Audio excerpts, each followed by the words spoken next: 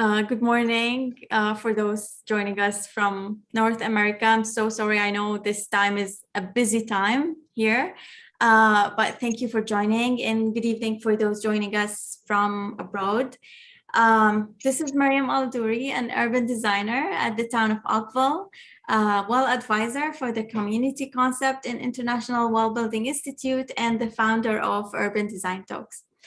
I would really like to thank you again and again and again, first for making the time to attend and watch this webinar, and for your patience with all this tech craziness that just happened.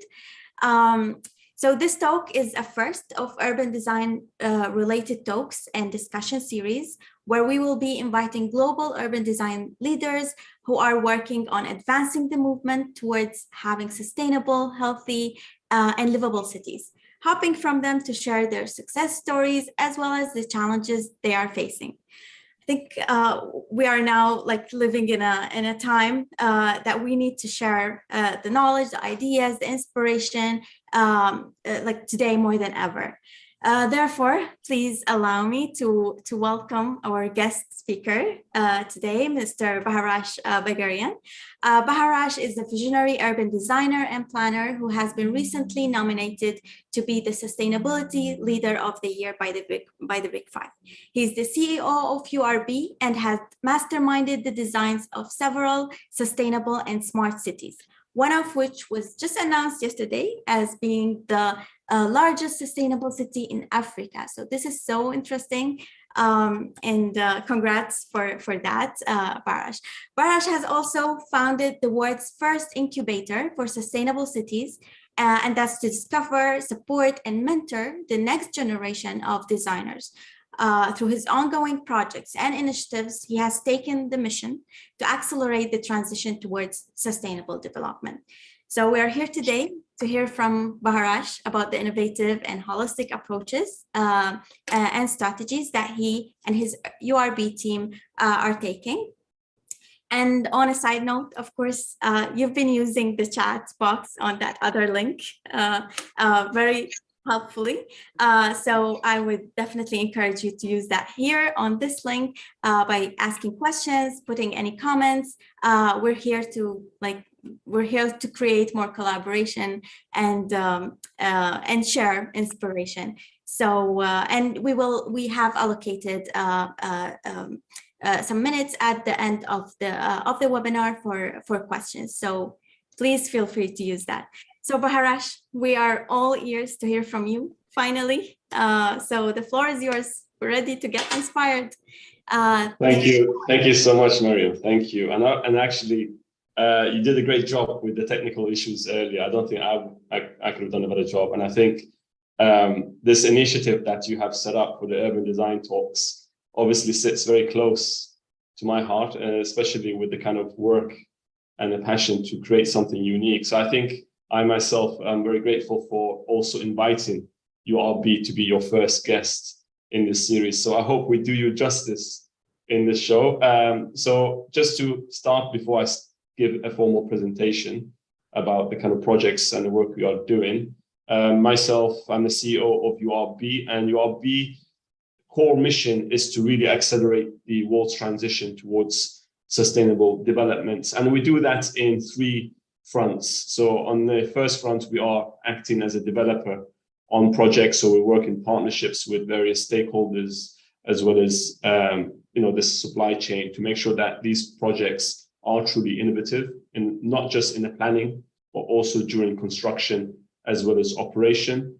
On the second front, we are also incubating startups as well as the next generation of urban planners and architects. And that's really something that wakes me up every morning, this incubator. And I'll talk a bit more about the incubator and some of the great work we are doing with some people on that. And the third front is consultancy. So we also work as consultants with other developers to kind of share the knowledge. So it's not just something that we keep to ourselves. We're very transparent with how we create sustainable cities. So we want to share the knowledge as much as possible and to engage with as many stakeholders globally on projects. So with that said, I'm going to put together a short presentation to kind of give you more of a DNA of how we approach sustainable cities, and also to give you a case study of one project, and then later to kind of show you a few others. And what you'll see that there's going to be a common DNA amongst these projects. And I'm sure it's something that doesn't happen everywhere. And I think what's quite unique and something that I'm quite humbled for is the experiences that I've kind of gained over the last 18 years within the industry that kind of led me to establish URB. So before I established URB, I used to work as a design director for both developers and consultants. So I can put the hat of a developer on, and I can also put the hat of a consultant. So I know the kind of holistic approach that needs to happen and the engagement that needs to happen with all the different stakeholders on the project, including the supply chain, to really drive innovation when it comes to urban planning. And I know that urban planning right now needs to go through a shift, not just within the profession. Obviously, the professions are doing this shift, but also at a stakeholder level in itself when it comes to the planning policies, etc., and also a shift in education. So I think having been, let's say, going through the process, both in education as well as consultancy and development, that really helped me to kind of create a very unique company that's really thriving. And in addition to what you mentioned earlier, Mariam, about being selected as the shortlist for the sustainability leader, actually yesterday we also received news that we are shortlisted for the architecture firm of the year, as well as another award for the incubator. So I'll touch base on the incubator a bit more, because it's becoming much more globally recognized now, and we have a lot of interest in that. So with that said, I'll just share my screen, and I'll trust Miriam, and I'll put my faith in Miriam. So if anyone has questions, please do put them on YouTube, and Miriam will do her best to put out the juicy questions. And of course, if there's any issues with the screen, I'm sure you can also reach out to me, Miriam, as well. So just let me know if the screen is live. I can see it. All right. They can. Okay, so I think if anyone can't see it, again, the comment box are there. So how do we shape the future, right? There are many ways that we can shape the future, and we can do it at a mega scale all the way to a micro scale. And URB's, core, let's say, practice is to really create the next generation of sustainable cities. So we know that with highly rapid urbanization as well as climate change, we need a different way of thinking when it comes to urban planning. And whilst our existing neighborhoods are requiring change in terms of regeneration, as well as looking how we could create more livable and inclusive communities for existing neighborhoods, the rapid increase in population, and just to give you a visual kind of example, every day there's an equivalent size of a city in terms of population that's coming into the realm. So we clearly are going to be overly populated everywhere, and the trend is not going to move away from cities, and actually we are requiring more development. So if you look at certain countries, there's not enough housing for the population, so there's always going to be a need for new developments to come about. So what we are saying today is that sustainable cities as new cities are not the only solution, but they are part of the solution. And what's important to recognize about these is that they can really be a change maker when it comes to accelerating the transition towards sustainability as well as net zero carbon targets. So this is the core kind of target of URB, how we can accelerate that. So on one hand is through our developments, and yet on the other is through incubation. So what does it mean to create the next generation of sustainable cities? Well, having already been part of a few developments before establishing URB, one of them was the Sustainable City in Dubai, which is now fully operational. And I also myself have lived as a resident in such communities. So I not only bring with me planning experience of seeing a project go through planning, operation, construction, an operation, but also as a resident living in such communities. So I know the kind of things that work and don't work, and I can also share those experiences with you. And yet at the same time, we need to go beyond just thinking of the common definition of what is a sustainable city. So it is not just good enough today to just say, well, it's a city that meets the needs of the current generation without compromising the needs of future generations. I truly believe that today we need much more, let's say, bolder ideas, and to really go much deeper into the topic of what is that next generation of a sustainable city. So everything to do with inclusivity, resilience, and livability, I'll be touching base on in this presentation. So first, I would like to just share with you some of the DNA of our projects, and I'll go through one by one. So I think for us, and I touched base on this earlier, it's very important that we think of our existing neighborhoods at the same time as the new ones. So the landscape urbanism is by far one of the most critical ways that we could create more inclusive and resilient cities. And what we mean by that is that we already have a lot of biomimicry and a lot of things we can learn from nature. So rather than working against it, we should work with it. And the landscape itself can bring so many benefits to cities, both socially, economically, and environmentally. And this is nothing new, yet we still see many cities who are essentially sacrificing the green spaces, right? To build more buildings rather than thinking, actually, how can we still have buildings, but yet at the same time, how can we integrate them with green spaces? And this really needs a different way of thinking. So we know that projects need to be financially viable. We know that cities need to be economically prosperous, but at the same time, we need to understand that there's so much value that landscape can bring to those neighborhoods and communities. So the landscape urbanism is very much part of our DNA when it comes to projects. And that really involves looking at the landscape through its infrastructure. So we move away from gray networks and more towards green and blue infrastructure, and how we can actually bring more natural systems, even if we need to engineer the landscape to kind of mimic some of those natural systems. So I think the green and blue infrastructure by far is not only one of the most sustainable ways of creating the infrastructure on the project, but at the same time, there could be beautiful features within the project itself. So they become not just beauty, but also a utility element. And of course, the resilient cities. I mean, every other week, we always see some sort of a news of cyclones and communities suddenly being flooded and homes being lost. So the idea of cities not being resilient in this day and age is, to me, quite bizarre, that it's so easy to actually do that by integrating so many different things whether it's at a mega scale or a micro scale. So when we say resilient cities, essentially looking at everything from bioswales to looking at the surfaces that you put on your streets and pavements to make sure that they can permeate water. So essentially we are looking at more resilient strategies at not just a mega scale, but all the way down to the materials. So I think resilience and making sure that a city can still function no matter what consequences go about. And even in Dubai, let me give you an example. Even though people think it doesn't rain much, when it rains, it really rains. And in some communities, you'll find that suddenly everything stops because all the roads are made out of asphalt.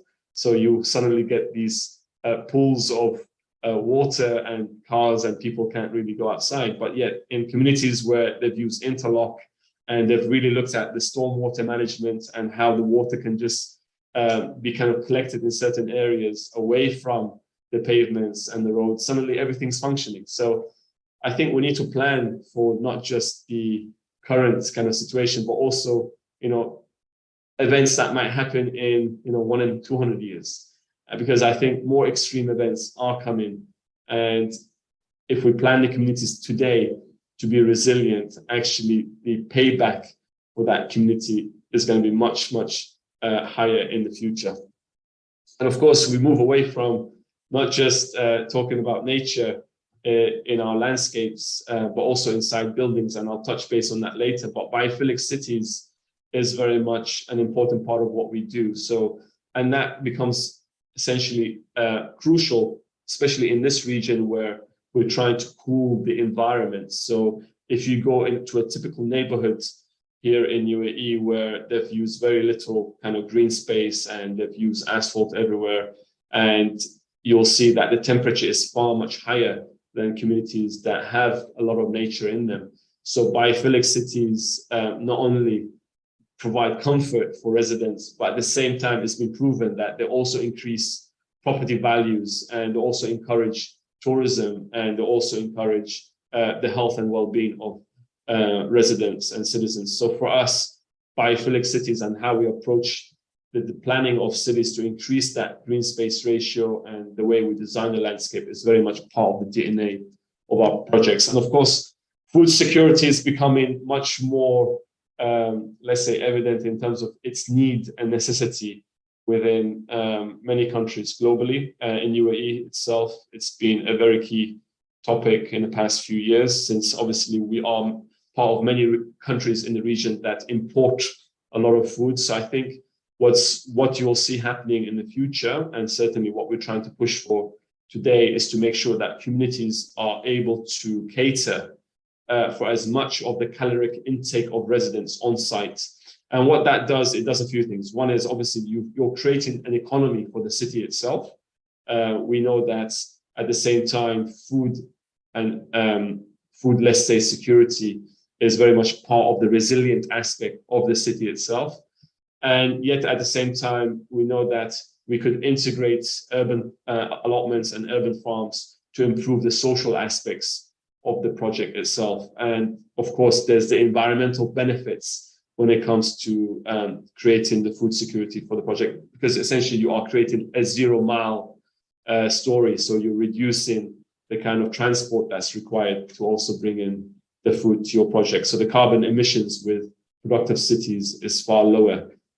So I think beyond just going for food securities and talking about the landscape itself and urban planning, we also need to look at it from a building level. So I know a lot of planners typically that are looking at the land use and the kind of the mega scale on projects. What makes us unique at URB is we even go to the subplot level and really look at the typology of the building, because the building itself has such a huge impact on not just the sustainability aspect of the city, but also on the quality of life of the residents. So we look at the typology to make sure that the building can influence a better quality of life. And that really means to rethink the typology, whether it's residential, commercial, or educational, or medical. So we know that the well-being aspect, everything to do with light, the quality of that space, has a huge impact on the resident itself. So that 360 experience for the resident, as well as the people who are visiting, from the urban scale all the way to the building level, is very much important. And I think as urban planners, because you are in control of the master plan and you are able to dictate the kind of development guidelines and the building control guidelines, here's an opportunity to really set those standards so that whoever is the architect on the project can take that as the blueprint and to kind of do something to build on that. And of course, when we talk about typologies, there are so many layers that you can go through. It's not just the planning, right? It's how you can then bring in many different things. And one of them is biodiversity, right? So how you can encourage more kind of developments to think about the local kind of wildlife and how they could kind of make that wildlife thrive within the buildings themselves. And there are many examples, even if you look back to how our grandfathers and how they used to build, right? So they used to build with nature rather than against it. And I think there's so much beauty of looking into the past and seeing how those kind of techniques you can bring to the future as well. And of course, when we talk about sustainable cities, everything's to do with walking, right? So walkability, actually the concept of walkability is very little understood throughout the world, people think that you just need to provide more pathways and that makes it more walkable. But actually, it's also how enjoyable it is to walk in a place, right? And how safe it is to walk somewhere. So it's not just let's maximize a boulevard, add trees, and that somehow is going to create more encouragement for people to walk, but actually what kind of uses you are bringing to that community. Is the community have to still drive a car to go elsewhere to do all the necessary services, or have you managed to cater for all those services within the community? And that's really the concept of walkable cities, that I can, within a 5 minutes or 10 minutes, I can reach with my children to a school or a nursery without having to take a car. I can go and see my dentist or my doctor within a 5 or 10 minutes without having to take a car. So there's much more to walking than simply the safety aspects and making sure that it's enjoyable to walk, but also what kind of services are people able to access to if we are to move away, to shift the kind of primary mode of transport away from cars and more to walking and cycling. And now we're moving away just from the city or the community itself and looking beyond the boundaries. So I think the future of cities are edgeless. And when I say edgeless is, we know that obviously travel and tourism can bring a lot of benefits to local communities and host communities. And that itself is an economic driver for many destinations. So if we look at it as an edgeless city, how we can actually promote more sustainable tourism and how we could bring in edutainment within the development itself to bring another source of economy for the residents. By the same time, edgeless cities that are promoting, let's say, nature conservation, they can actually benefit by conservation, right? So you are actually conserving more nature and you are actually creating a better environment for the city itself. So edgeless cities are a very key theme within all our developments, and they are essentially a buffer to our projects in itself. And what I said earlier about focusing from a mega to the micro, the building typologies that we do are extremely unique in the sense that we really do think about sustainability throughout the project. So even at the building level, we are looking at the U values, the building materials, and how we could even create a more sustainable, let's say, building practices for a certain project itself. And all of this requires an entrepreneurial spirit in order to create the next generation of sustainable cities. So for us, a bottom-up entrepreneurship is very much the basis of everything that we do. And what you'll see is the landscape has everything to do with this innovation. So we really, before we even discuss buildings, we are always discussing landscapes and how the landscape itself can give shape to the city and the livability of the city. And what's interesting is in the past, urban planners used to essentially think of the buildings first, and anything in between was the kind of landscape, right? Any kind of gaps, they call those the landscape. We're doing it the other way around. We're actually thinking of the landscape first, and anything in between is the buildings, and those gaps are the buildings. So the evolution of sustainable cities is something that we are going through also as URB. And we've been really doing a lot of research and development to really create quite groundbreaking projects. And so far we have 4 in the planning, and each of these projects has been an evolution of the next. And a lot of these has been from the experiences that I've gained in the past working on certain projects. And just to give you another bit of history, actually around 12 years back, I was also involved on a short stint on Masdar itself.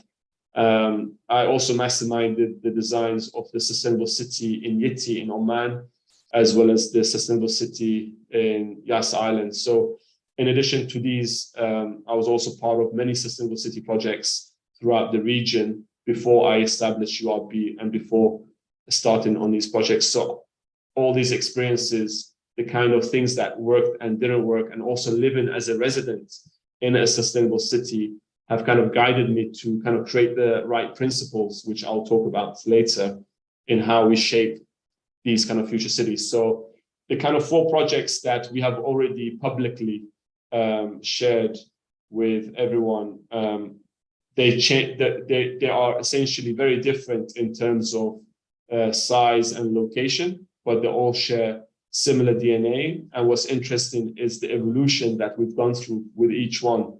And one thing that I've learned is that there is no cookie cutter solution. You can never build or design a city and replicate it somewhere else in the same shape and form. Each, let's say, continent or region or city will require a totally different solution based on the size, population, as well as demographics, and more importantly, also the orientation, depending on the location itself. So what I'll do today is I would like to actually focus on one case study, which is Alama Smart City. So rather than starting from the first project, and rather than starting from the last project, I wanted to kind of go in between. And then later I will kind of share with you some of the DNA that's consistent with the others. And what I love about Alama itself is that there are so many layers there that we can discuss today. It's also quite evident in the other projects. So Alama, just to give you a scale of the project, is 10 square kilometer size in terms of a plot. So for people just to get a visual sense, this is around 1,000 hectares. We're looking at accommodating 44,000 residents in the project, and we're looking at residential units of around 11,000, and that really ranges from townhouses and villas all the way to apartments to really create an inclusive city. And something that I would like to touch base on now, which is inclusivity. And I think this is something that is not really talked about a lot when it comes to these types of developments.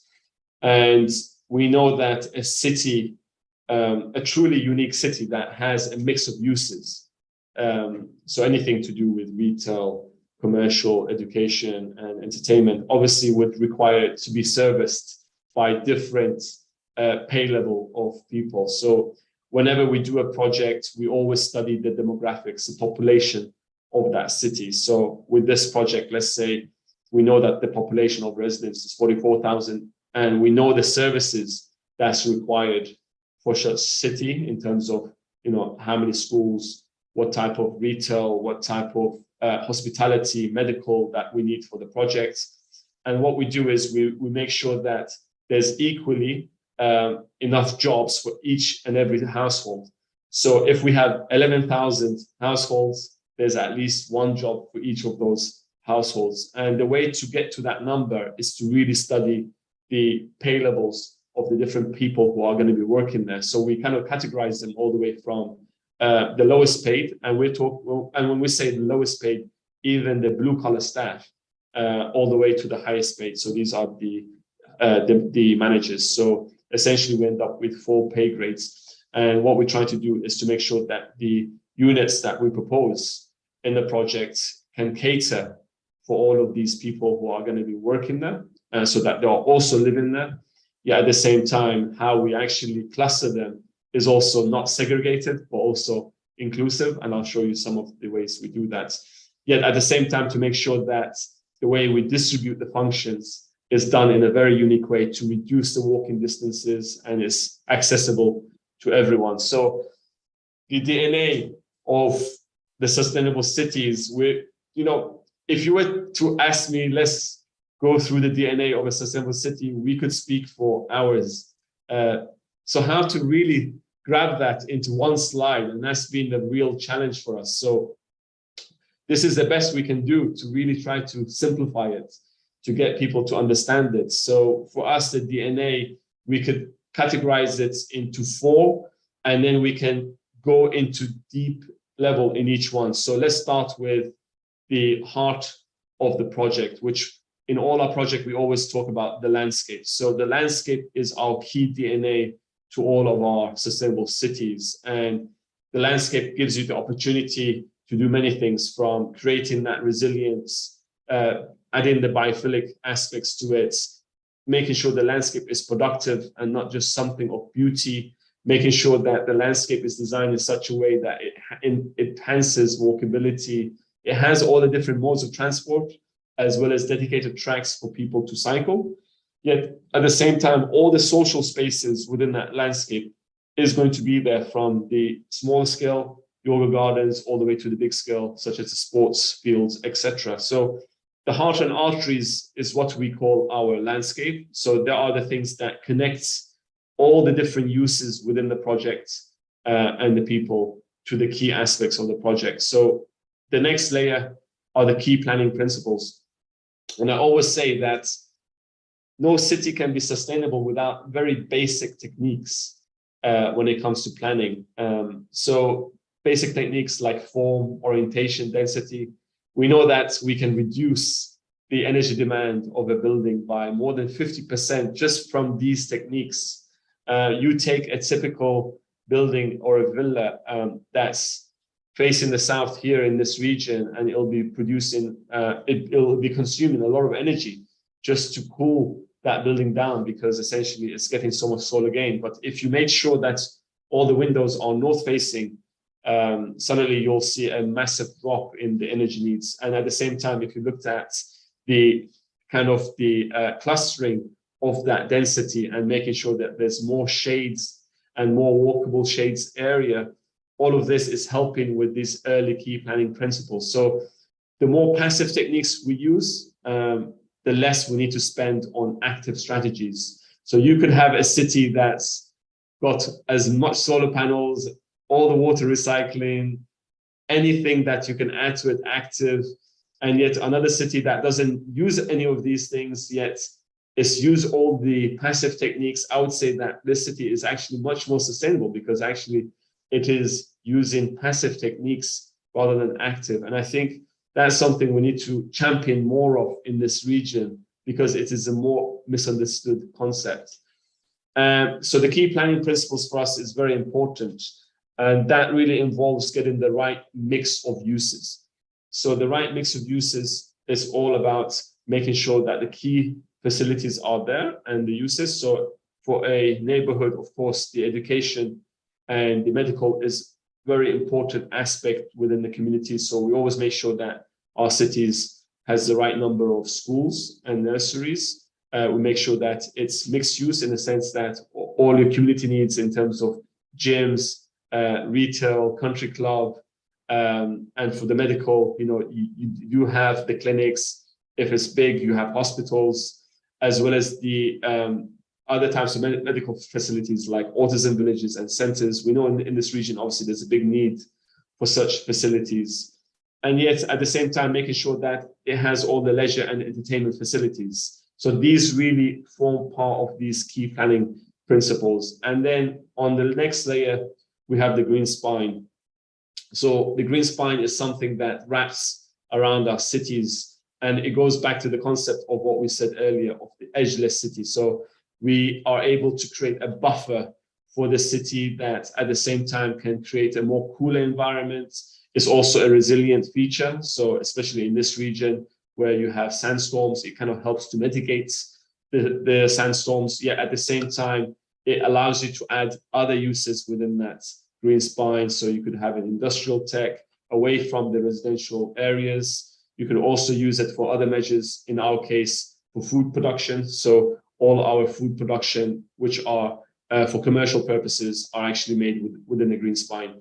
Now, you might have heard the term green spine happen in the middle of the cities. We have evolved that in our projects. So we are calling that the heart and arteries, and we've evolved the green spine to be on the outside, so it fully wraps the city itself. And of course, the last layer, which I think every city needs to really tackle, is closing the gap between food, energy, water, and waste. I think not many cities are doing that. And that's what the Nexus Farms is all about, is how we could actually integrate food security as well as water security within our developments, but at the same time, making sure that the waste strategy is zero waste. And that involves many levels when it comes to waste. The resident themselves are part of that process itself, and I'll talk more about that later, because everything I'm talking about now is to do with planning, but actually the construction operation is just as much as important in that process.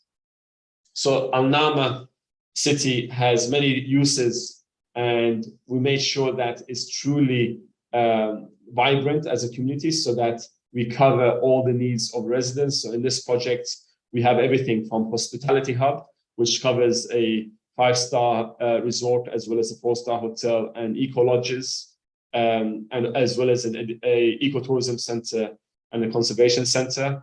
It also covers many residential facilities. So in addition to the townhouses and villas, we also have the condos and apartments, as well as the staff accommodations. And we also have many different educational facilities, ranging from nursery, a school, as well as an institute. And the institute is very important for us because these cities cannot just be built and we simply let people live in them. The cities need to become living labs. So the institute is essentially more than just an educational facilities. They actually continue monitoring the city. They become the brain of the city, and they kind of educate residents on a, let's say, weekly, monthly basis. So there's many different programs. So they are very much hand in hand with the facility manager of these projects to make sure that the way that the city is operated, all that data that's brought back into the institute, they're able to then find ways to enhance the city itself and provide better services to the residents. In addition to the education, we also have the medical. So in this project, we have the autism village, as well as the clinics and the wellness center. And the wellness center is very important because in addition to promoting tourism, we're also looking at medical tourism in itself, which is becoming a much bigger trend within the region itself. And of course, all the typical leisure and entertainment facilities for the residents itself.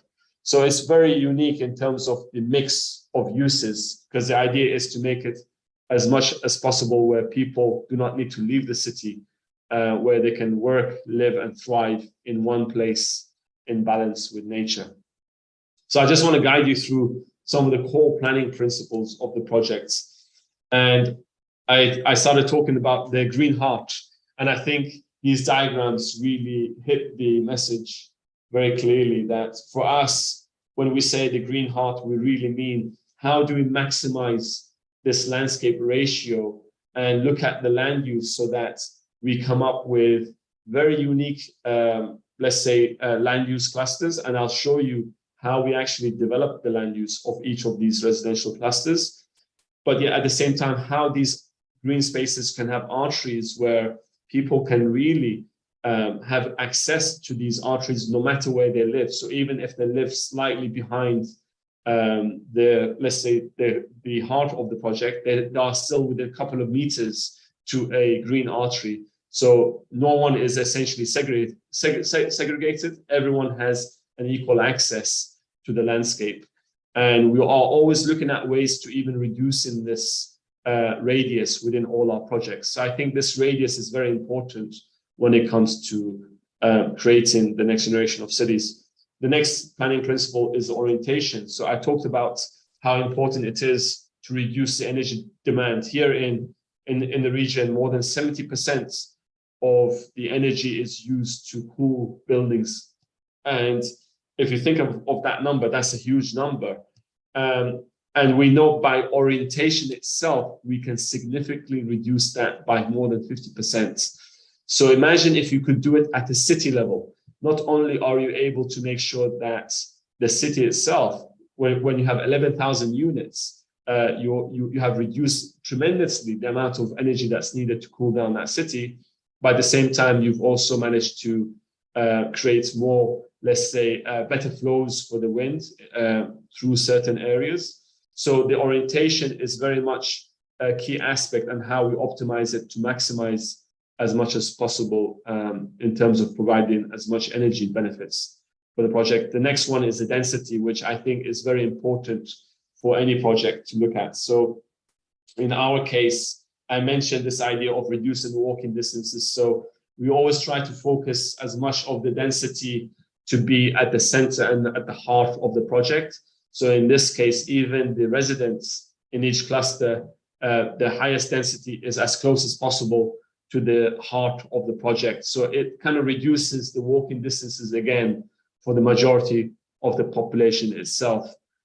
And yet at the same time, I'm going to go back to this idea of the cluster, because the planning of the cluster is very much an important part of these cities, because essentially we are building for the residents here, right? We are building for people to live in them. So how you create these residential clusters in a unique way where, okay, that they do have the passive strategies, but at the same time, how do you reduce the car access, right? Because when we say car free, of course, we still need to have access to cars. Cars will never go away, certainly not anytime soon. We still need to use cars to go to other places. Here in Dubai, if you don't have a car, you will either use a metro or you will either use a taxi. But at some point, you will need to use some sort of electric vehicle to get somewhere in the city. That's just how the city is built. And in this case, especially with these projects, what we are saying is that we need to future-proof them. So you'll never see no cars. You'll always have access to cars. But how do you minimize the car areas and how do you maximize the car-free areas in a very unique way? So just to give you an example, and I'll try to see if I can zoom in here. So a typical cluster in this project, the way we try to plan it is that we try to look at the density. So all the condos, essentially where the majority of the population within each cluster is as close as possible to the green heart. But even the typology, the way we design the building, we also maximize on the views. So as many of the residents also have the views of the landscape itself. And yet we also have the variation of the units. So you have also in the condos, the studio 1 bed, 2 bed, and 3 beds. But yes, you also have the townhouses and villas, which will cater for 3 bedrooms, 4 bedrooms, and 5 bedrooms. And what's interesting is that essentially we have a ring road that goes around the whole project. And each of these clusters in the middle of it, you have that car access to these shared parking spaces. So the idea of shared parking spaces in this region is very new. Some people love it, some people don't love it. And what's interesting with shared parking, and that's my personal experience having lived in such communities, is actually what you get is more engagement with residents. So, you know, you could park your car, you can walk to your apartment, and the walking distance is not much. So typically when we plan them, in this case, we have evolved it so that the maximum walking distance from the parking is only 40 to 50 meters, which is very short in terms of distance. I used to live in London for more than 10 years, and the nearest parking to my apartment, you know, I had to walk more than 50 meters. So the idea of parking somewhere and walking to your residence is not something that is new. So shared parking spaces also have many benefits in the sense that in the future, we can retrofit them in the sense that we could turn some of the parking spaces into urban farms because essentially as the uptake on electric vehicles becomes much more common and the shared, let's say, driving becomes much more popular, the need for everyone to own a vehicle becomes less. So now we are future-proofing our cities to make sure that even in the planning, eventually those spaces could be retrofitted in the future. So it's a very innovative in the way it's planned. And what's interesting is even at the cluster level, we look at the social spaces. So we make sure that even in the clusters, there are some elements of social spaces, and each of the parking spaces have the EV charging stations and all the orientations of the buildings. In this case, if you look at the villas, we have all the villas actually north facing, and you'll see no windows on the south itself. With the condos, it's a bit challenging. You cannot get all of that to do it. So we look at the typical typology to kind of increase the depth of the balconies. So that's more done at the elevation level for that building itself. But what's interesting is how we could also create courtyards where they are shaded, and yet at the same time try to increase that landscape area for them as well. So that's at a cluster level. And then we go to the green and blue infrastructure that we talked about earlier. So for water sensitive urban design is very important, especially in this region. So the way we do it is we make sure that all of our, let's say, topography within the development is done in a way that there's zero fill and cut. So anything that we are essentially cutting, we are filling elsewhere. So we don't need to move any earth outside the project. And what we try to do is we try to essentially shape the development so that the water is naturally collected in some sort of a wadi or some sort of a lake. So that water itself, we can then use for irrigation. That itself is a resilient aspect for the project. It reduces the needs and the pressure for having more storm channels and networks. So in an event that you have a lot of rainwater, you can actually collect that rainwater.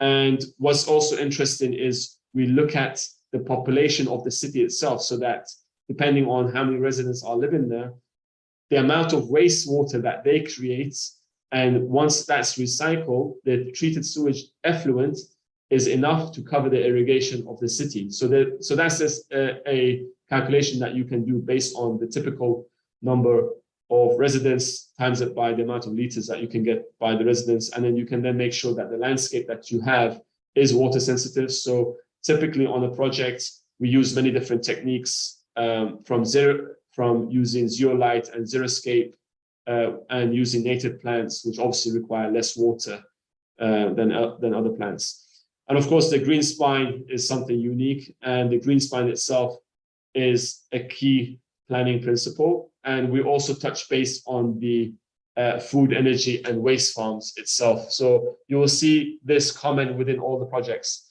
And what's quite interesting is this, in this project, the wadi was designed in such a way that suddenly you have something that used to be a utility suddenly becomes something of a beauty. I've always used the term the other way around. We should think of a landscape not just as beauty, but more of a utility. In this case, we kind of flipped it. So I think what's interesting is, as urban planners, and actually we don't even think of as urban planners. I think urban planners today are as much as landscape architects and architects.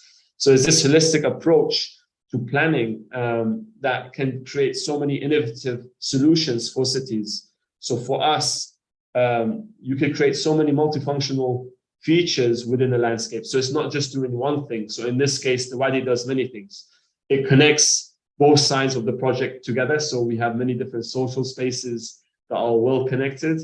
It also has many different running tracks, cycling tracks along it.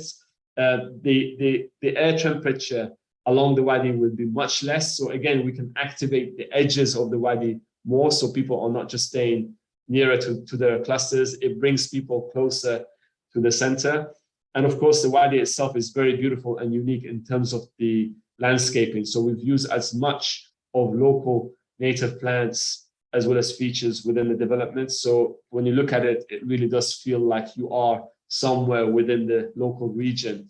And what's unique here is we looked at what happens during the extreme weather. So we cannot just put our heads in the sand and forget the fact that in this region, in the summer, when it does become very hot, and sometimes no matter how much planting you create, it's just not possible to bring that temperature so low that you can sit outside for more than 20 or 30 minutes.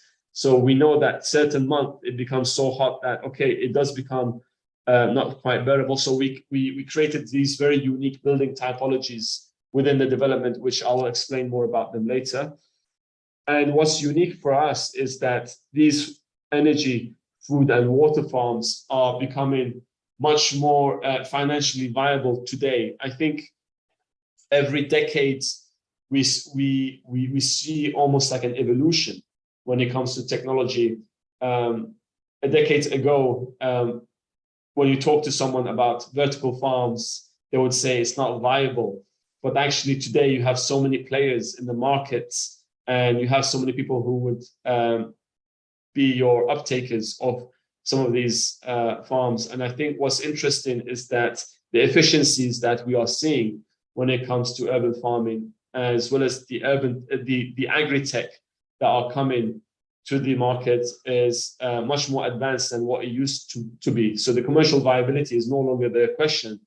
Now it's about finding the opportunities to implement them on the right projects. And what we're seeing is there's a lot of people in the supply chain who are wanting to now pilot also new technologies and innovations in projects. So we are always open to these kind of companies to kind of help them to pilot them. So the other one is the water. So the water is one that still has a long way to go, because it's not quite as efficient today to harvest water from the air, even though it's possible, but the amount of energy that it takes is quite a significant amount. But we do see a opportunity for that gap to be reduced quite quickly. And we're seeing much more innovative technology come to the market. If you said to someone 20 years ago, how soon would we see electric vehicles on the roads? They might have told you this is something from the future, from 40 years, from movies. I don't think people quite realize how soon the market would actually be able to bring out the electric vehicles, especially here in the region. Now you see electric vehicles everywhere, and the infrastructure is everywhere. Even in malls, supermarkets, there's always access to an electrical charging stations. I'm seeing a lot of electric vehicles everywhere. So I think we'll see the same happening when it comes to water and technologies that are actually producing drinking water at a much lower energy intensive rates.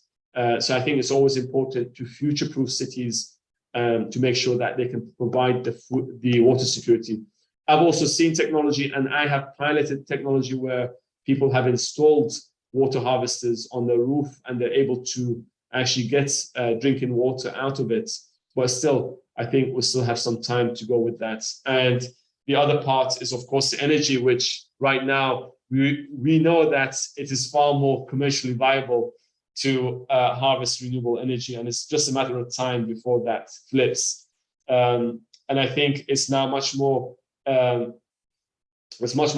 the payback, when it comes to investing in renewable energy. And what's interesting is a lot of people are doing it themselves, are retrofitting their own properties, and they are actually looking for communities where there's reduced energy bills.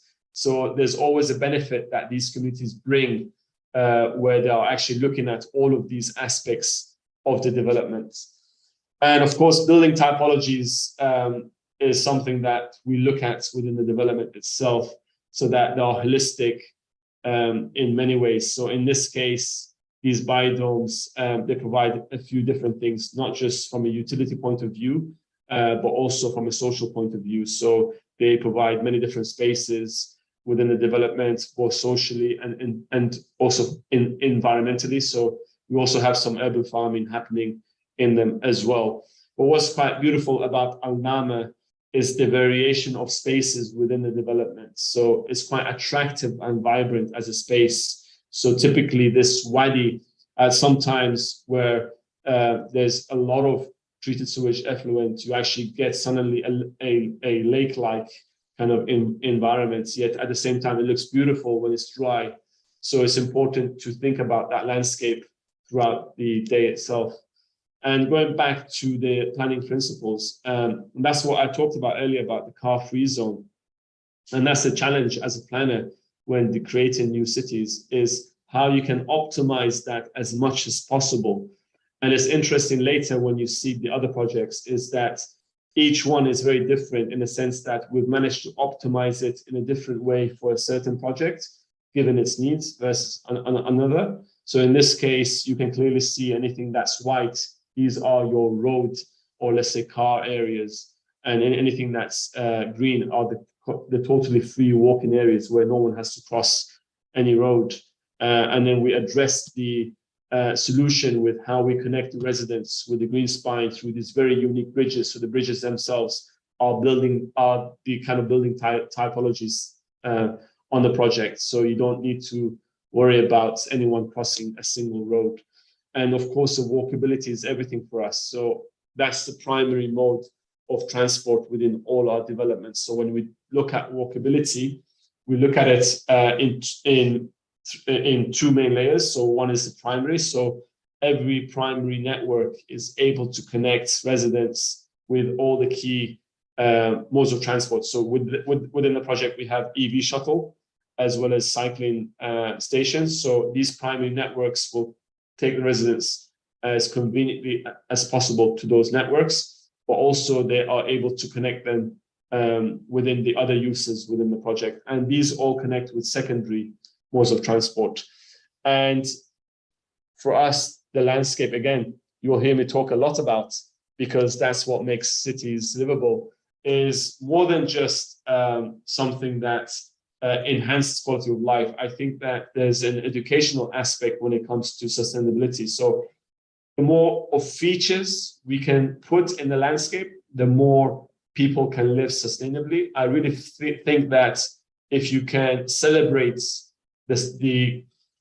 all the features of the development. So if you have community gardens, don't hide them somewhere, actually bring them part of the landscape. The solar panels, don't hide them just on the rooftops, make them as features of the development. In our case, you will see that all the dedicated running and cycling tracks are very much in the heart of the project. They're not just something that's hidden somewhere. And we try to get as much of these aspects so that they also become educational tools.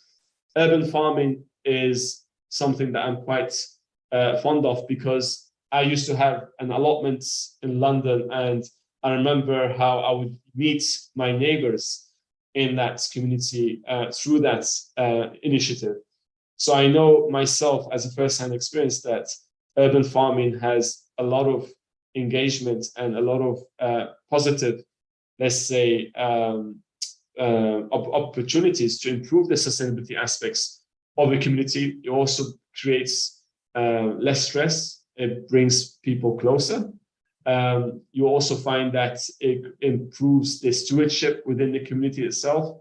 So you'll find that these kind of communities that have as many of these social kind of spaces probably require less CCTV, because you have more people on the streets. So in this case, no streets. You have more people in the landscape. So they are essentially your eyes on the ground. So you'll find that there are these kind of neighborhoods, people are watching out for each other more often. And what's interesting that neighborhoods that have this very inclusive and vibrant landscapes, they're able to keep the residents much longer. And I've always believed that the best measure of any sustainable city is how well you know your neighbor. And I can say that as someone who's lived in a sustainable community versus someone who's lived in a non-sustainable community, where I don't know any. I think in London, and maybe in that 12 years I was there, maybe I knew 2, maximum 3 of my neighbors by name. And when I lived in a sustainable community, I knew quite a lot of the residents there in that place, because you do a lot of the things together, because you see everyone. If you park your car and you have to walk somewhere, you bump into your neighbor. They have many social programs. And I think that's what makes these cities quite attractive. And what's interesting is that the turnover of residents is far less. And that's very important, because if you can keep your neighbors for far longer, actually the neighborhood itself becomes much safer. The people themselves will look after the neighborhood. You'll see people actually cleaning up. If they see something on the floor, they will clean it up. They won't wait for someone else to clean it. So they'll take care of that neighborhood more. And what happens is that even the property values goes higher in those kind of neighborhoods, because they're much more looked after. The active mobility is very much part of the project itself. And I think the mobility is what gives shape to all of our projects. It's something that we always look at in relation to the landscape. So whilst the landscape is the heart, the mobility is going to be the thing that gives the whole thing a shape, because we want to make sure that we have many different types of modes of transport. So we know we will always have electric vehicles, so cars will always exist. But yet at the same time, how we could connect them with the electric vehicles, buggies in this case. So we know from experience that electric buggies is very good alternative modes of transport. So as a resident, if I want to go somewhere that's slightly longer, that I don't want to walk, especially in this region, in Dubai, you know, if you're going to go somewhere for more than 3 minutes in the summer, you will sweat. And typically an electric buggy can get you there within 30 seconds. You will use that electric buggy. So it's also electric. So again, we can use the renewable energy on the project to power those vehicles. So the e-buggies are part of the solution, and the EV shuttle is also part of the solution. But here's the thing, there's two different benefits of each. The EV shuttle are great for longer journeys, and that's why we have them more as stations. And the EV shuttles are less social, because these are closed kind of boxes. Whereas the electric buggies, you're able to kind of stop and say hi to your neighbor. And I think the EV shuttles, what's good about them is the connectivity in the future with adjacent neighborhoods once they become much more common. And I think future-proofing communities from now to consider EV vehicles is very important.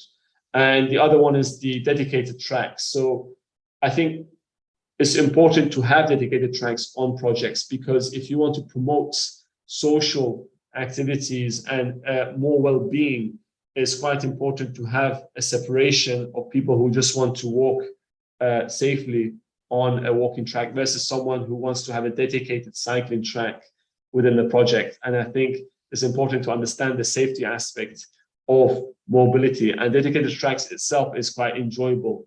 I've been as a cyclist on a dedicated track, and I think it's quite enjoyable when you have that track to yourself. Of course, that doesn't stop people still walking on those tracks, because it's also lovely to walk on a dedicated cycling track.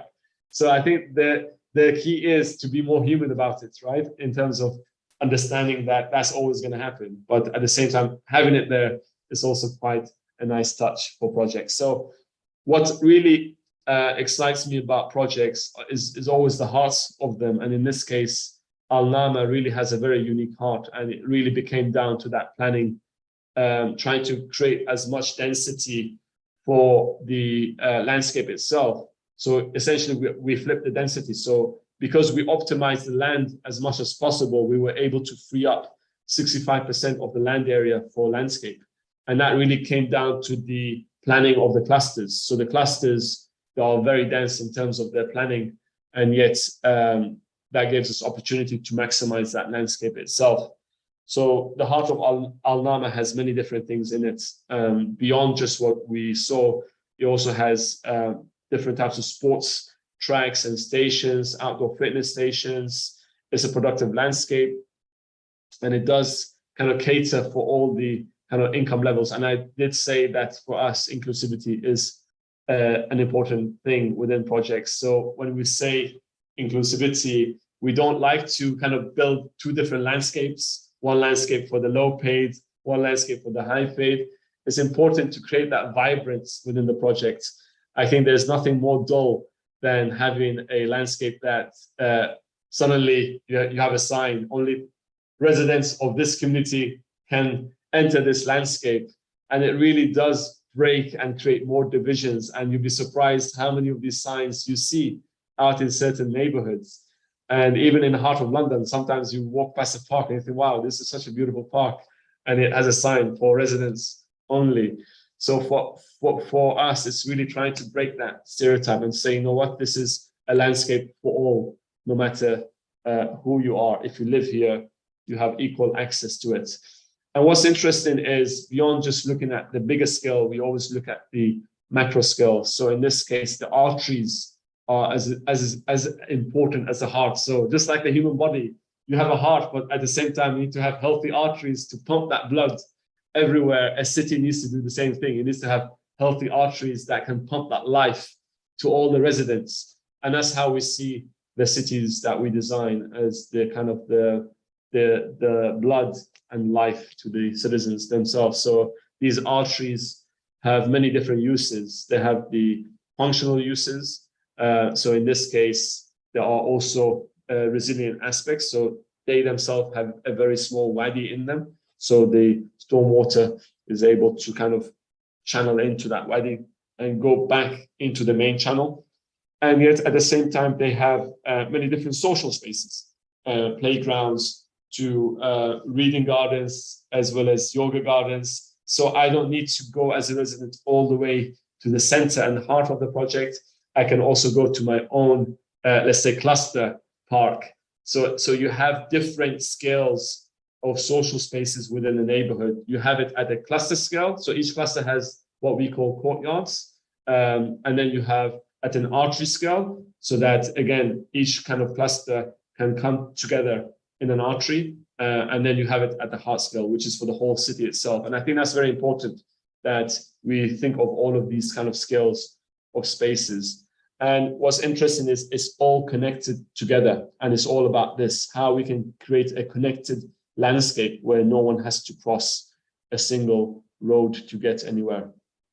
And it goes back to how you can inspire people to live a healthier lifestyle, and the quality of your buildings on that landscape is very much part of that. And so we always try to look at typologies that enhance that well-being aspect of projects. And well-being is in itself a very big subject. Well-being is more than just us as humans, it's the well-being of the planet itself, right? So we always try to make sure that our projects are holistic in that aspect, that they are not just healthy for us, but they're also healthy for the environment. So here, the Alama has very unique biodomes that have many functions within them. So we've kind of blurred the boundary of, is it a functional thing where we grow foods and people can come together, or is it a social space? So I think that kind of blurring the boundaries also raises awareness and also promotes more social engagement. And I think that's the key here, is how you can engage with the residents and people in the city when it comes to sustainability. So there's no point in urban planners talking about what we need to do and why we're doing it. What if we could also show people how they can actually understand what it is that we are doing? So if you make them as features and almost use nudging techniques to kind of get them involved in the planning process, in terms of how you create those cities, that to me will go a much longer way, because they will learn from it. They will also be part of that process. So for us, really, Alama was one of a key benchmarks in terms of creating a blueprint for future cities. And we are not just using Alama as a basis, we are always looking to improve for the next projects. So for us, we know that these projects go through an evolution and a cycle before they are ever realized. And having been part of developments myself as a developer and seeing the evolution of projects and the kind of the lifeline that they have in terms of how they evolve, I think that's the exciting part. So the planning, of course, is a very exciting part of the process. The construction is another, how you could make sure that all the building materials that are specified, they are all going through a life cycle assessment. And I think that's part of you as a planner and developer to make sure that that's included in the kind of process of the city itself. So you have that power as a developer, as what we do, to make sure that we are guiding that process. So we always make sure that before anything is specified, that it goes through a life cycle assessments, giving priority on products that are essentially more local. Yet at the same time, we know that in certain regions, it's not possible to create local materials because of the availability. So then we look at the assessments, what is the impact, the environmental impact, and how to actually reduce that as much as possible. And yet how to create zero waste on the project. And zero waste can be on many aspects, from not just construction waste, but also how we can bring it into the educational aspect. So all our public realm, we are using zero waste art strategy. So what that means is things that we could kind of upcycle into the public realm, we do it, and that becomes art. We've done it before in the past projects. And the other part is also to make sure that in the construction stage, even the fuel that's used for additional phases can be used, through biodiesel. So imagine in phase one, we build all the retail and all the kitchens, all the oil that they are using, even the residents, the cooking oil, we can actually recycle those into biodiesel and use it in terms of the fuel for the next stages of the project. So looking at all the different things through construction and especially at operation is important. So we don't just build and expect people to just live in them. That never works. And I can say that having lived as a resident, I think a lot of people need to almost go through an adaptation stage. They need to go through a rotation program. So when the city is operating, it's very important that you have a very good facility manager, and the developer needs to be part of that. So the Institute is a very unique thing that we have developed for these projects, where it kind of takes the data that's coming from the city, because data is everything. And as a smart city, these projects have a lot of opportunities to gather data. So all the buildings are connected with sensors so that we can monitor the amount of energy, the amount of water, and even with going down to the waste, so we can actually monitor how much waste is being collected and what are the waste streams, so that we can educate residents. Because without this data, we will never know how to measure the sustainability, right? And what we need to improve on. So smart cities for sure will be something that will be evolving with data and access to data, and how viable it is to have that access to data without obviously compromising the privacy of the residents themselves. And it's important to make the residents part of the process and not just people who are there to give data. It's not that. It's they should be part of that process. So typically, these kind of projects need to have the kind of stewardship program where the residents are also part of the facility management of the company themselves, where they nominate a few people and they can talk to residents to understand what kind of better services that they can provide. So the community aspect is by far the backbone to the success of these developments. What you see are brick and mortar. This is not what makes sustainable cities. It's the human aspects that make sustainable cities. And the human aspect is something that quite excites me, because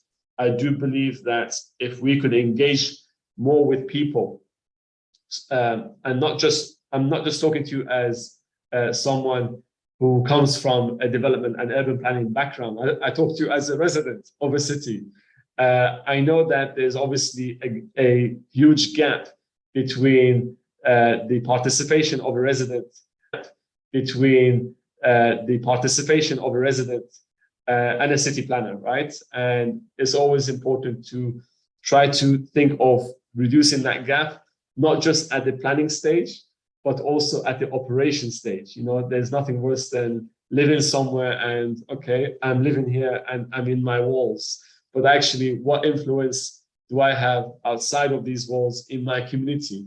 And how can I better my community? And I think you can actually look at communities and how they can enhance themselves if you had a very good kind of a facility manager who can engage with the residents. So this is something that really excites me about these projects, because we really want to drive that message with these projects to make sure that there are living labs. So we don't see these projects as cities, we see them as living labs. And that's really the DNA of all of our other projects. So what you just saw as a case study was Alama Smart City in Saudi Arabia. And we have 3 other in addition to that one. One is in Cairo, which is Next Gen Sustainable City, which I can now tell you, it has been nominated as the top 50 most influential project by the Project Management Institute. And that is a very big deal for us. And they'll be making this a formal announcement. We did all the video recordings, and there'll be also a short video on that project too. So I think this is quite something exciting for us because it does set the benchmark in terms of where we need to be in the future with these developments. And of course, with what's happening in Egypt and also the COP27 approaching, I think this is going to be a very key project in discussion. And the next one is Kuwait X0 City, which actually is something that sits very close to my heart because it's an evolution of Alama in some ways. We looked at how we could even reduce the walking distances even more for a much bigger population. So when you go at a bigger scale, you have far bigger challenges in a sense that now if you want to center your key facilities, well, how are you going to reduce the walking distances for most of the population? And that's where we came up with this very unique typology of having these 4 mega clusters that are centered around one heart. And all of these are essentially linked with this very beautiful landscape. And then the next one, which is again another evolution of, let's say, the DNA of all of these 3 projects, which is recently launched yesterday, which is the parks. And that itself is quite unique in the sense that we have a very unique landscape that connects all these clusters with many different facilities. And in this one, we really innovated at a cluster level. So we looked at the building typology in more details to look at how we can make something very unique. So just to wrap up before I hand over to Miriam, I just wanted to quickly go through, if we have time, Miriam, I'm not sure how we're doing for time. We definitely went over time, but Okay. we're kind of like making up for the tech issue that we've been facing. So Okay.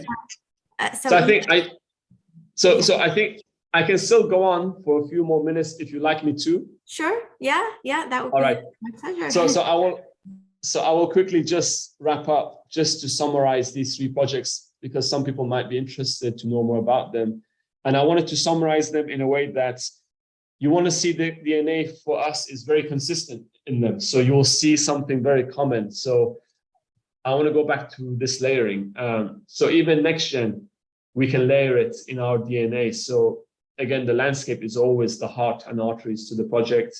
The key planning principles are always there. So in this case, again, it's in a climate where we need to reduce the energy demands. So we looked at the orientation, even the building level, looking at the cluster, making that mix of uses of the residential, all the way from townhouses to the apartments. And again, the green spine with the food and energy and water security in them. And again, looking at the cluster level here, we had a higher need in terms of having more condos than residential, and how we did the typology here was a bit more interesting in the sense that even the condos themselves, each of those are clustered as courtyards. So they also have courtyards in them. And they kind of share the similar strategy when it comes to the mobility. And again, the arteries in NextGen is very unique. In this case, because of the scale of the project, it is much smaller in terms of the width, but yet it still gives you opportunities as a developer and an urban planner to actually create many different types of social spaces. So size isn't an issue, it's the innovation that's the challenge. And I think as urban planners and developers, there are many opportunities to innovate regardless of the size. The scale of the community gives you the kind of constraints in terms of what facilities and services and uses you need to provide. And the scale gives you the constraints in terms of the ratio of buildable versus non-buildable areas. And then you have a lot of tools at your fingertips to really create something unique. And most of that will be driven by your passion. And I think passion is what's needed to create more livable and future cities. And what I love about NextGen is that we again have this very beautiful wadi that goes through the heart of the project.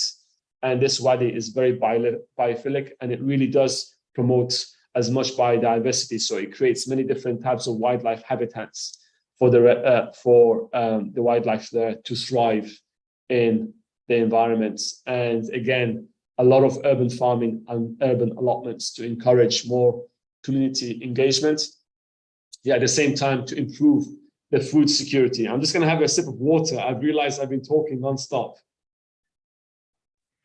Oh, thank you so much. This is so inspiring. Thank you, Baharash. And NextGen is really something that we're looking to evolve on the other projects, because there are so many things we learned from NextGen that really open many opportunities on what we're doing elsewhere, especially from a planning level, because NextGen was so unique in planning in the sense that we really started with thinking of this 5-minute radius city. And then we thought about the orientation, and that started to shape that master plan further. And I think those key kind of DNA really helped us with Alama, as well as X0 and the parks and all the other works that we're doing now in the studio. And X0, just to give you again a quick overview of X0, X0 itself is 1,600 hectares in size. So it's not twice as big as Alama, but it's around 1.6 times as big. And X0 itself has 30,000 residential, 30,000, sorry, X0 has 100,000 residents living there. And it has 30,000 residential units of various types. And what we did here, we innovated a lot with the residential units. So if you looked at Alama and NextGen, you could look at the residential units and say, okay, these are townhouses and these are apartments. But we didn't want to segregate townhouses with apartments. We wanted to integrate.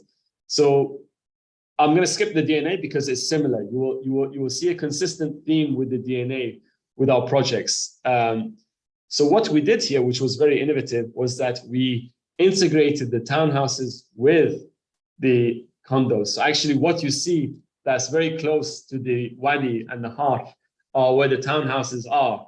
So the kind of the bottom first 2 floors, the G+1, these are actually townhouses. They're not apartments. So they have their separate entrances to them. And I think that's quite unique in a way that now you feel part of that cluster, part of that community.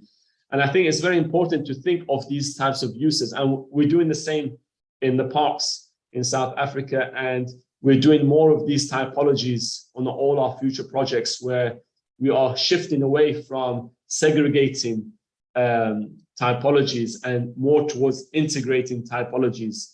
And I think the more we integrate and look at ways to give the character to the community. So at a mega scale, you might say, well, actually, sometimes it's nice to have a variation of building types.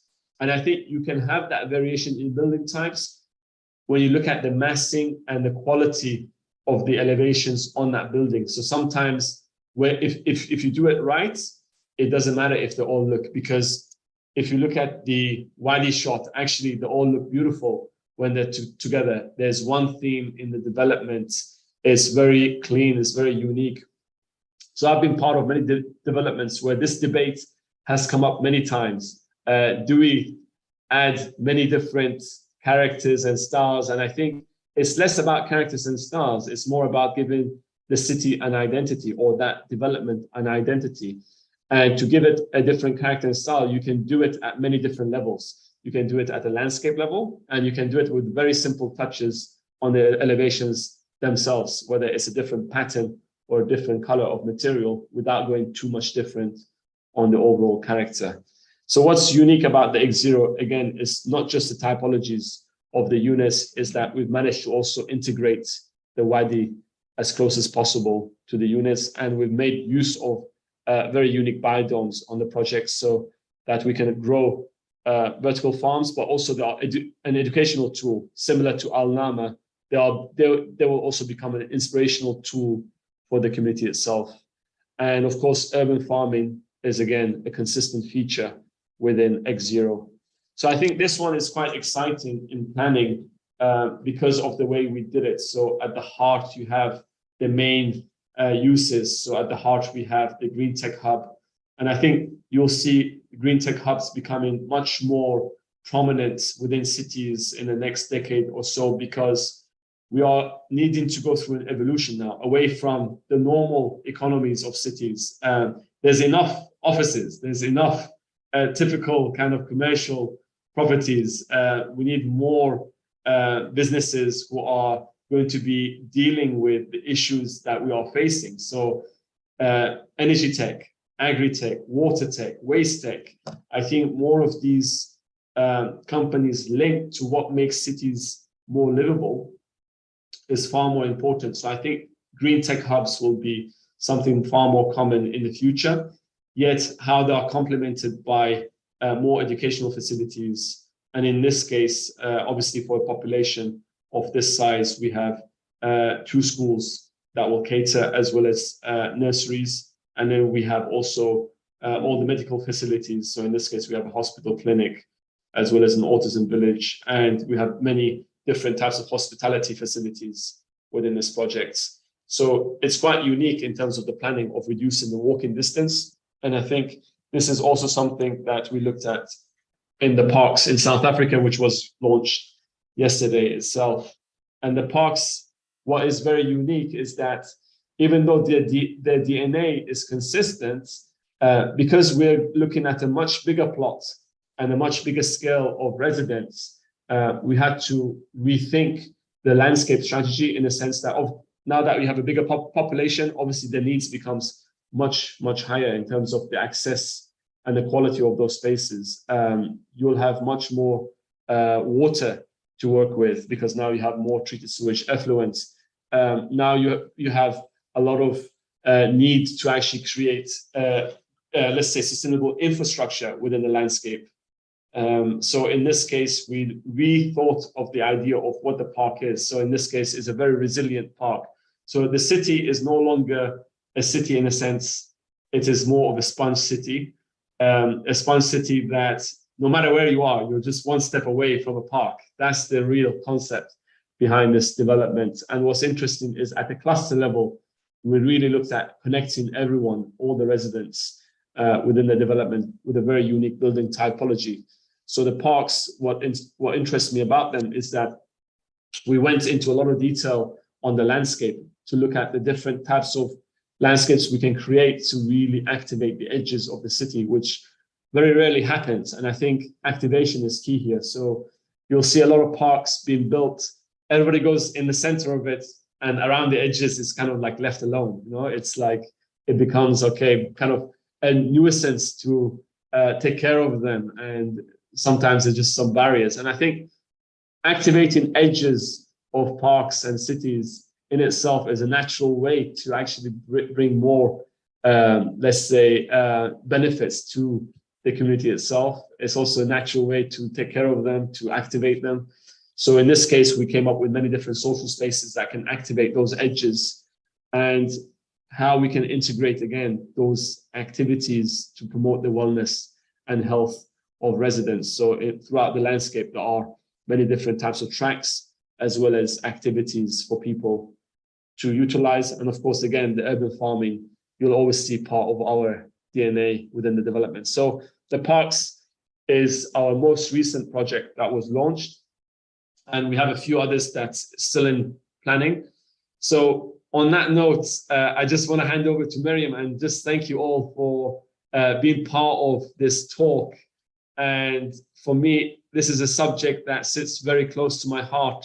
And as a result of this, I know that there's only so much that one company can do to help shape cities. And I think that the true measure of a success of the company is how well it collaborates with other partners, as well as everyone within the supply chain. And that means everyone from even a educational level, so even people who are at universities. That's why we launched the incubator. And I mentioned I'll touch base on the incubator earlier on. So I'd just like to just spend 1 minute on that. So the incubator is going to help us really with our mission, in a sense that we are going to help mentor the next generation of urban planners and architects and landscape designers by providing them opportunities here in our company and headquarters in Dubai Design District.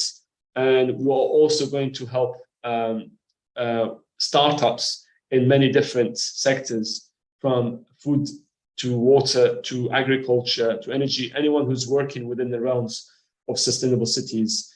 And the incubator has been something that was really a natural kind of evolution of our R&D program at URB. And we wanted to make a very big thing out of it. So it wasn't just, hey, here's an R&D program, and if you want to be part of it, submit. We wanted to go very big with it. So we made an international call, and we were able to also secure funding and backing by a Indian-based venture company called Antil Ventures. So they are helping us with the funding, which is not a small amount, $10 million US. So this will help us incubate, and hopefully we will be able to see new, let's say, innovations coming to sustainable cities. And I think that's what's needed more than ever, especially the fact that we know where the gaps are. We know that we're not talking about recycling water. We're not talking about renewable energy. We know where the gaps are that's needed to close that loop.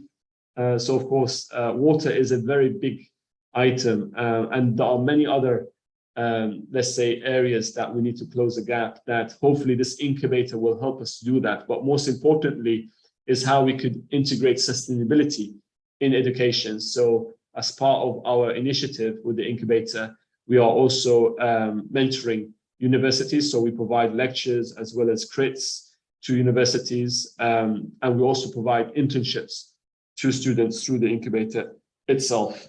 And what we expect, what we are hoping with the incubator is that it becomes its own independent entity in the future, where it can essentially become a living lab in itself. So the incubator is currently incubating itself. So on that note, Mariam, I'll hand over to you, and thank you all for listening. And I'm sure Mariam has some questions that she has gathered on your behalf, and I'll be happy to answer them. Thanks a lot. Thanks a lot, Baharash. It's a lot of ideas, a lot of like inspiration that we can definitely take from your presentation. I know like we went over time, and so I'll just jump into the questions and not keep them waiting. So Daniel, who I need to apologize from, he's been waiting on that other link, and thankfully the other attendees helped him to get here. Thanks a lot. And he has actually a couple of questions. So how do you deal with the reuse of water from housing and public buildings? Okay, sorry. Yeah. No, go ahead. Yeah. That's it. Okay. Okay, Daniel, thank you so much for being part of this show and for listening. So for water, and actually for any other things that we are looking at, we always first look at the minimizing their use. That's always the first strategy. So when it comes to how we could minimize the use of water, there's two folds. One is at a building level, so essentially it's the residents who are using the water, and one is at a city level, which is essentially the amount of irrigation that's required for the city itself.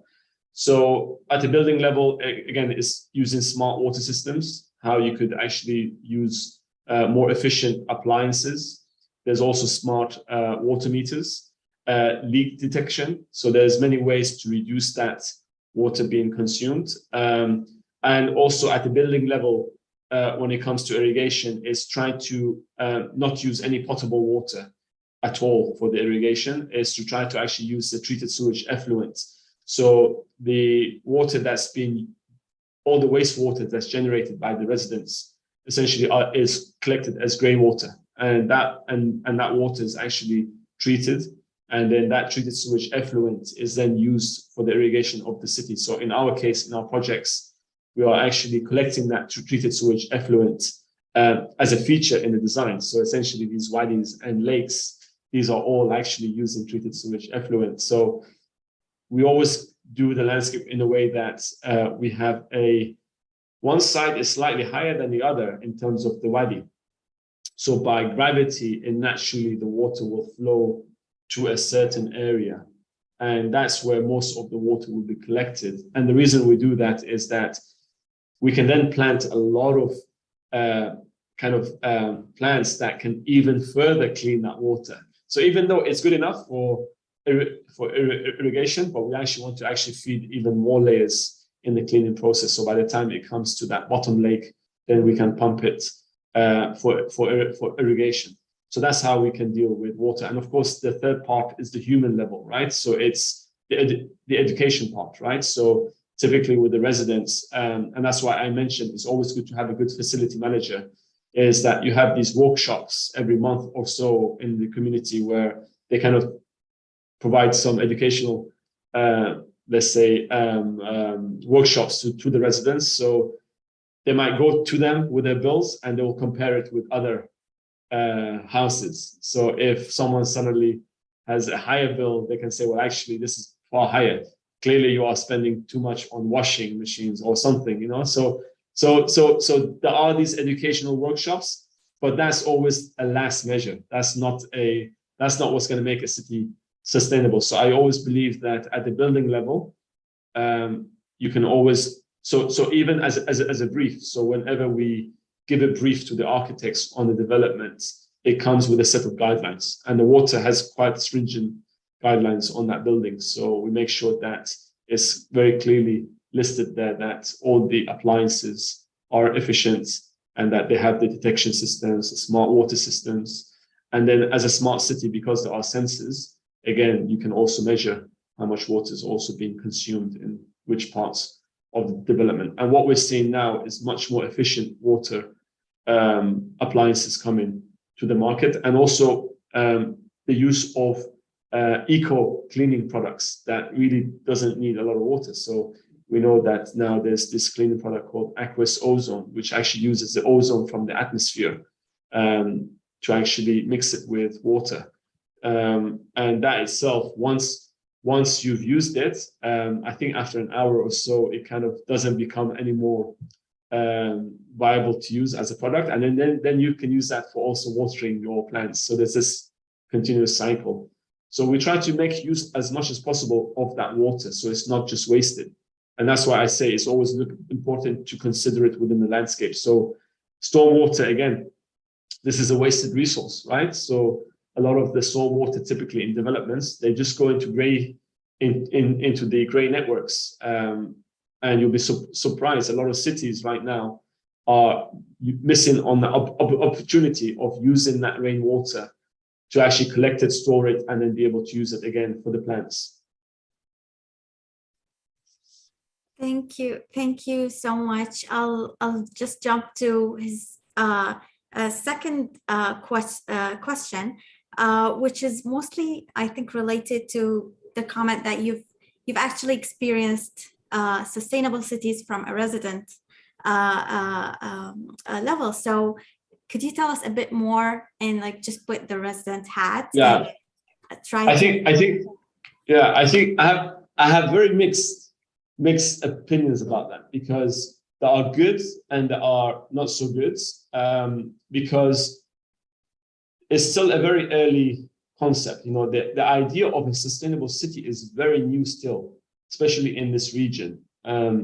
Typically, what you'll find is that the majority of the residents who are living in such communities, they've already been exposed to such lifestyles. So these are typically people who have lived in Europe.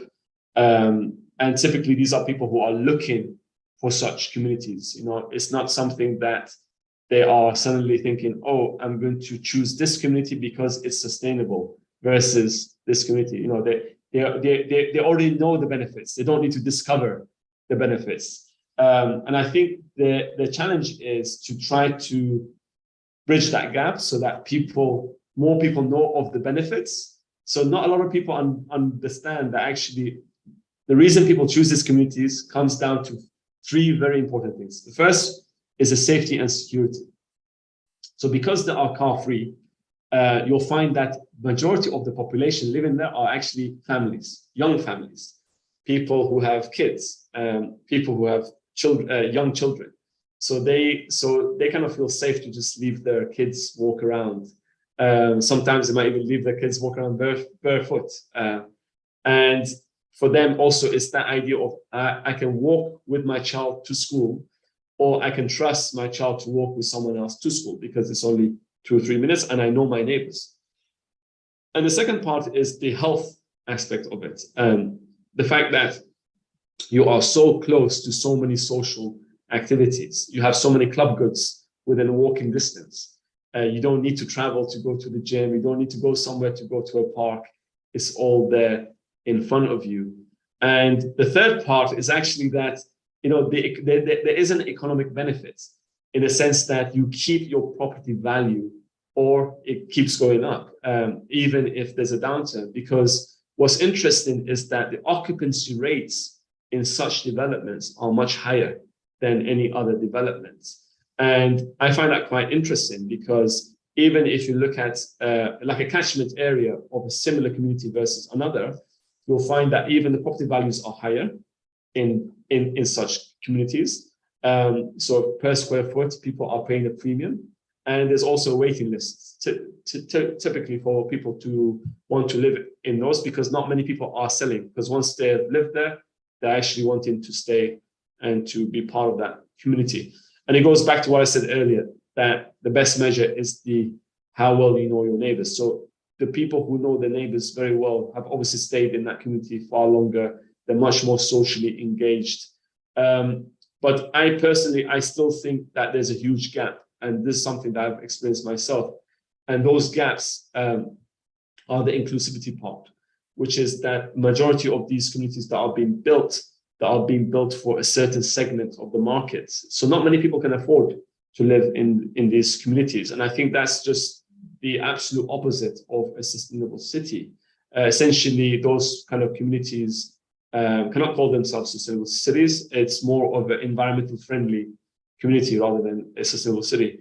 Because if you want to really use that title, you need to make sure that you've catered for all the segment levels of people who can actually be part of that neighborhood. And it's not just for the privileged, people who have that higher income bracket. So I think that's one of the biggest gaps that I've seen. The second one is the innovation when it comes to the way that the typologies are created.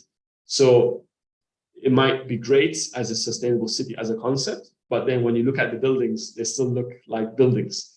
And I think that's where we can have a big impact as architects and urban planners, because you should be inspiring people that these cities are places that people want to visit. These cities are places that should be very different in the way they look because of their basic concept, because of their concept that they are sustainable. So they shouldn't look like any other building. If you've created something that is truly unique and has all of these features, the biophilic, the livability, the resilience, it should not look like any other city. So I think that's the other kind of missed thing. And the third one is the mixed use. So when I say mixed use, does it truly have all the different uses that you need in that community, or are people still having to use their cars to go somewhere? And you'll be surprised that a lot of people, if you build a community and you put a small supermarket, people tend to think, okay, you know what, I'll just take my car and go to a big supermarket. And so it's getting that balance right of what works, what doesn't work, and trying to apply it on a new project.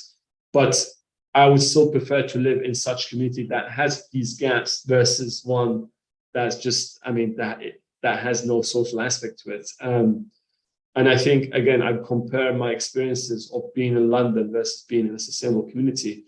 And I think the best thing was the social aspects more than anything. So I think we still have a long way to go in the evolution, and also the operation. The governance is the other part that needs a lot of work. How equitable it is for everyone to live in such places, because I shouldn't have to live somewhere and let's say, I don't benefit as much as a developer does, right? So yes, it needs to be equitable for everyone. So I think you'll see something change maybe in the next few years, or maybe it might take time. But I think we'll see more equitable cities where even the residents or citizens of that neighborhood can also have some equity in that development. And I think you'll see more competition happening within developments where as more people try to build more of these communities, the idea of this zero service charge is no longer relevant because everyone's doing it now. Here, everyone's using it as I mean, not everyone, but a lot of people are starting to use this as a marketing tool.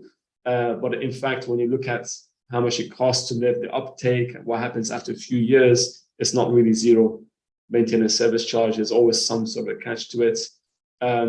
So I think how to get more engagement with the resident to be part of that community, not just as a resident, but as an equitable resident, and someone who is engaged in all the aspects of the development. I think that's what's really missing. Yeah, I think actually the issue is that sustainable cities, or like being in a sustainability city, living there is actually considered a luxury now. And it's just like a bonus, someone that's privileged. Although, like, yeah, if you mentioned going back to the basics, where like back in the days, sustainability was the norm. That's the lifestyle. That's how people lived. And like if we talk about vernacular architecture, it is basically like it's revolving around the idea of and the basics of sustainability. But we moved further from that, like that concept, and we kind of like modernized everything in a way that kind of like trapped ourselves in the current situation that we're having now, that we are trying to counter like clockwise things to just like go back to the sustainable lifestyle and make it affordable and make it for everyone. So yeah, definitely, I think that's the real gap that we need to try to focus on, and make sustainability affordable and available for everyone else. So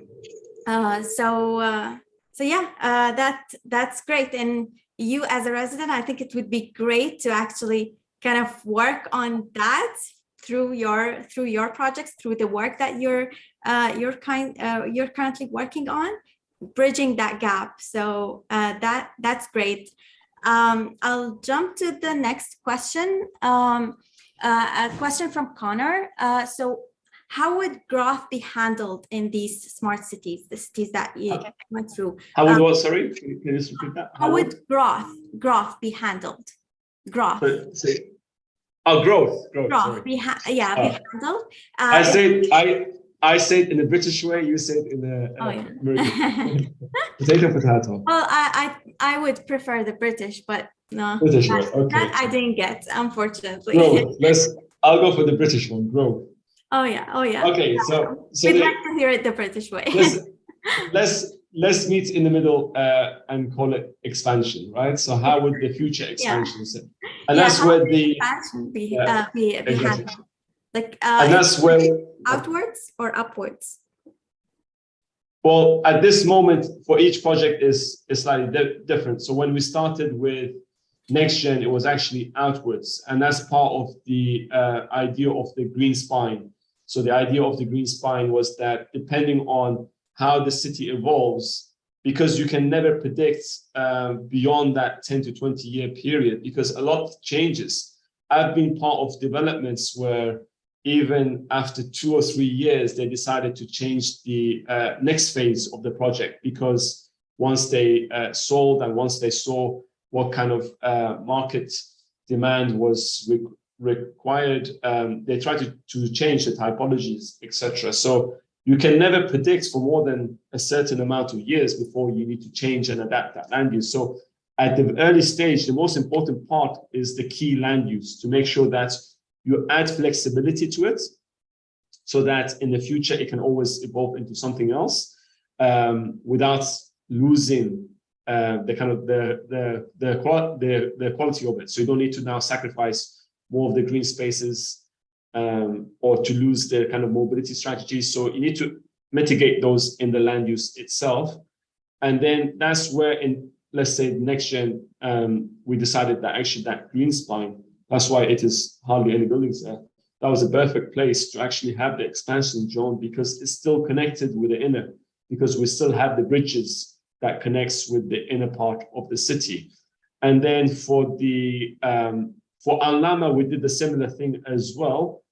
X0 was actually vertical as well. So X0, the building typology is allowed to go for vertical in some parts so that we can always add more to it.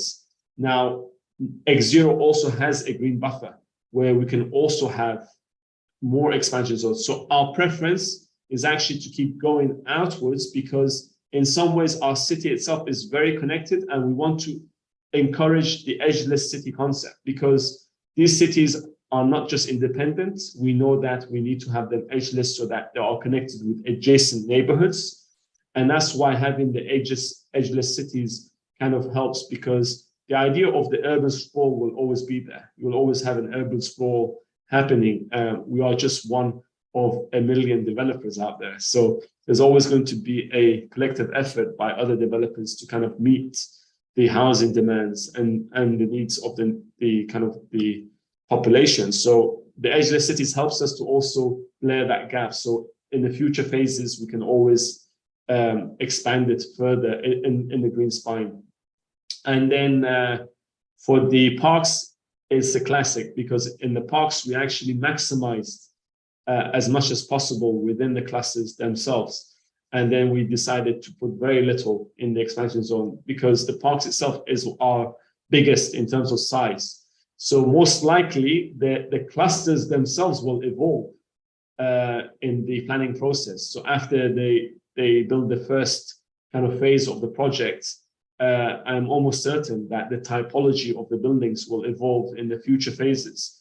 I've been part of projects where even during the planning, we had revision, God knows what number, because things happen in the market, things happen within the industry stakeholders. Suddenly, you have an interest from a certain operator who wants to be part of a project, and they want to bring something to the table. So I think there needs to be flexibility in the planning process and also during the operation later, because once you start selling and once you start operating, the city itself might need to evolve in itself. And that's why I go back to the living lab idea that no matter what happens, once you build, it needs to always monitor.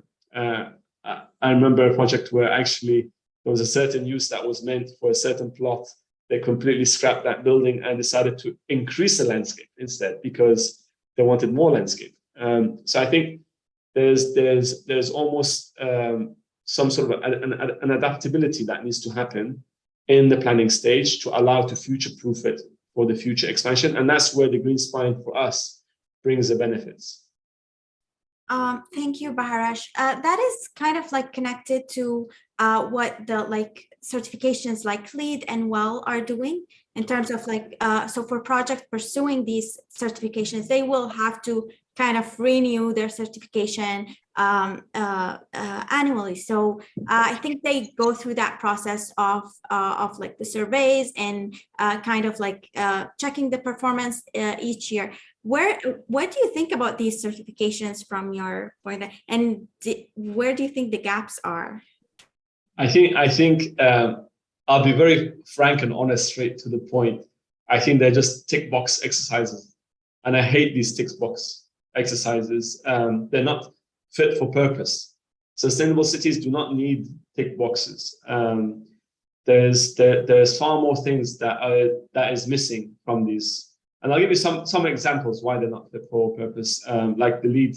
I'm not sure if it's changed now, but I remember at one point that you got the same amount of points if the development provided 10% of its renewable energy versus a development that provided 100% of its renewable energy. So how does that make sense, right?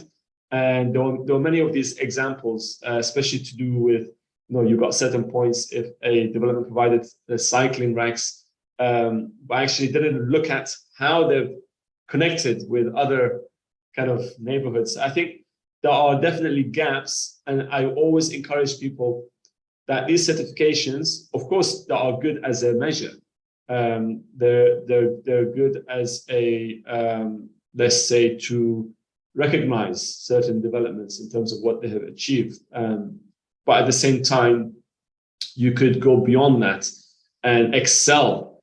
You could actually create a far more sustainable city that excels all of these ratings if you looked at it in a very holistic way. And it's not something that we are hiding. Actually, we are very clear and transparent in our DNA when it comes to cities. So whenever we do a project, we kind of divide it into the different categories. So when it comes to food, we always look at, as I told you, how we can integrate it within the development through allotments, through making sure the calorie intake of residents are provided on site. So we are looking at 100% calorie intake of residents on site, and that could be in many things, from dairy farms to different leafy products. LEED doesn't give you extra points if you do 100% calorie intake of residents. So I think it's going beyond the tick box and thinking, it's not about the certification. What can we do to really shape the future of cities and maybe possibly shape the future of these rating systems? And I think that's what we're trying to do. We're trying to ignore these. We're not because we don't want to meet them, we want to excel them. And part of excelling them is to rethink the whole process. And that means when it comes to the DNA, so beyond food, again, we touched on water earlier. When it comes to waste, it's looking at the whole cycle of waste to create that zero waste. So now we are talking even on waste during the operation, and things like making sure that any business partner who is part of the development has a zero waste strategy in their business.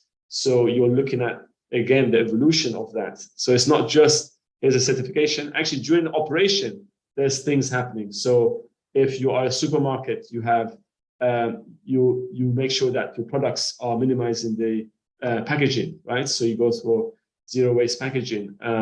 If you are a business in that development, you have net zero carbon goals as a business, and you can actually outline that in your business plans. And I think that's what's needed more than ever, is cities that don't just think of the planning, but also construction and operation, and go beyond that tick box exercise and have that very thorough, very deep layering of sustainability that just goes beyond the environmental, right? So going back to the social aspects and the economic, right? To make sure that they're more equitable for everyone. And I think we can make a better measure of a sustainable city when we think of it as that way.